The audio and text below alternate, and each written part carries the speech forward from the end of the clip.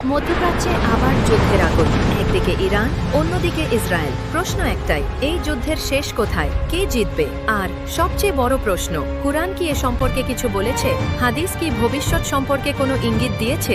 আজ আমরা আবেগ না, রাজনীতি না, শুধু সত্য, শুধু ইসলামিক দৃষ্টিকোণ থেকে জানব শেষ বিজয় কার।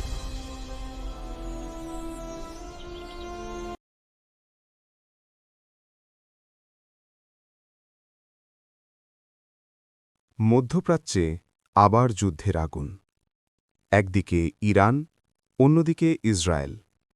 প্রশ্ন একটাই, এই যুদ্ধের শেষ কোথায়, কি জিতবে? আর সবচেয়ে বড় প্রশ্ন, কুরআন কি এ সম্পর্কে কিছু বলেছে? হাদিস কি ভবিষ্যৎ সম্পর্কে কোনো ইঙ্গিত দিয়েছে? আজ আমরা আবেগ না, রাজনীতি না, শুধু সত্য, শুধু ইসলামিক দৃষ্টিকোণ থেকে জানব শেষ বিজয় কার।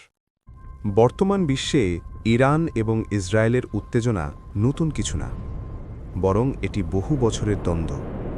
কিন্তু একজন মুসলিম হিসেবে আমাদের প্রশ্ন হওয়া উচিত, এই সংঘর্ষকে আমরা কিভাবে দেখব? জাতীয়তা দিয়ে, রাজনীতি দিয়ে? না, কুরআন এবং সহিহ হাদিস দিয়ে। কারণ সত্যিকারের গাইডলাইন শুধু এখানেই।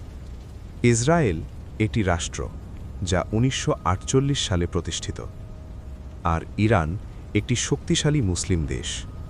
এই দ্বন্দ্ব শুধু ভূ রাজনীতি না, এটা বিশ্বাস, ক্ষমতা এবং প্রভাবের লড়াই।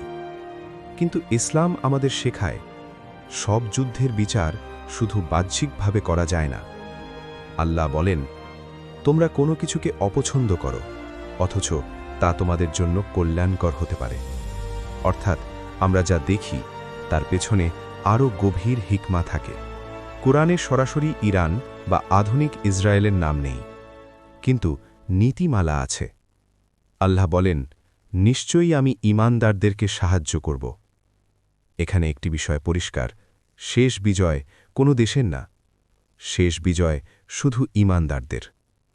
আরেক জায়গায়, যদি তোমরা আল্লাহকে সাহায্য করো, তিনি তোমাদের সাহায্য করবেন। অর্থাৎ বিজয় নির্ভর করে ঈমান, আমল এবং আনুগত্যের উপর। না ইরান, না ইসরায়েল, বিজয় আল্লাহর পক্ষ থেকেই আসে। রাসূল সাল্লাল্লাহু আলাইহি ওয়াসাল্লাম শেষ সময় নিয়ে গুরুত্বপূর্ণ কথা বলেছেন। সহিহ হাদিসে এসেছে, মুসলমানদের সাথে ইহুদিদের যুদ্ধ হবে।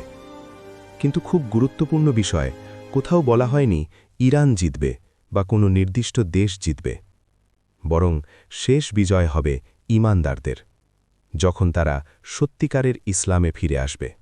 আজ আমরা একটা বড় ভুল করি, আমরা ভাবি যে মুসলিম দেশ সেই সঠিক। কিন্তু ইসলাম বলে, শুধু নাম মুসলিম হলেই হবে না, ঈমান, তাকওয়া, আমল থাকতে হবে। আল্লাহ বলেন, আল্লাহ কোনো জাতির অবস্থা পরিবর্তন করেন না।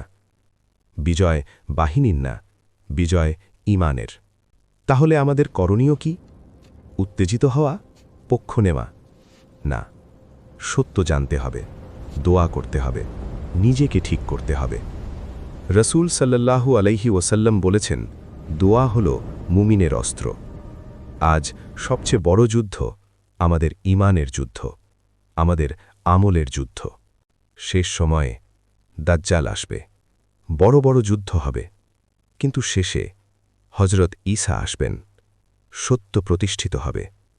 অর্থাৎ চূড়ান্ত বিজয় আল্লাহর পরিকল্পনায় নির্ধারিত। আজ আমরা জানতে চেয়েছিলাম কে জিতবে, কিন্তু উত্তরটা ভিন্ন। বিজয় কোনো দেশের না, বিজয় কোনো সেনাবাহিনীর না, বিজয় শুধু তাদের যারা আল্লাহর পথে থাকে। তাই আজ প্রশ্নটা বদলাও, আমি কি সেই দলের মধ্যে আছি যারা শেষ পর্যন্ত বিজয়ী হবে? কারণ আসল যুদ্ধ বাইরে না, আসল যুদ্ধ নিজের ভেতরে। যদি তুমি সত্য জানতে চাও, তাহলে এই ভিডিওটি শেয়ার করো, কারণ সত্য ছড়িয়ে দেওয়া একটি ইবাদত।